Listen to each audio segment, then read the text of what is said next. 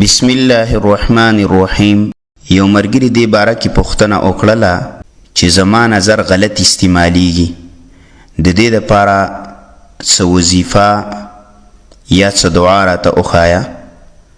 نو د هغې باره کې یو حدیث کې راځي چې دا دعا ډیره کول پکار دي. اللهم اجعل وساوس قلبي خشيتك وذكرك. اللهم اجعل وساوس قلبي خشيتك وذكرك واجعل همتي وهواي فيما تحب وترضى.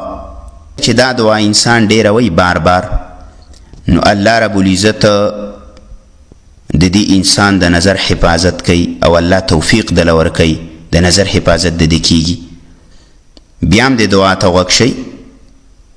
اللهم اجعل وساوس قلبي خشيتك وذكرك واجعل همتي وهواي فيما تحب وترضى.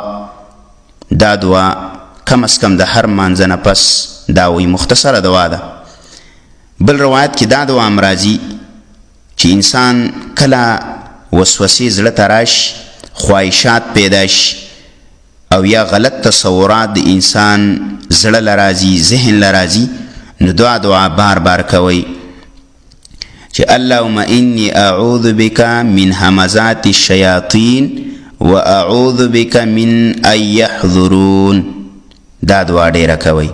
روایت کې دا هم راځي اللهم انی اعوذ بک من همزات الشیاطین و اعوذ بک من ان یحضرون.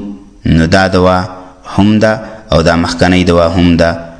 الله رب العزت دې زمونږ او ستاسو د نظرونو او د جسمونو او د تمام اعضاء حفاظت وکي. ربنا تقبل منا انك انت السميع العليم وتب علينا انك انت التواب الرحيم.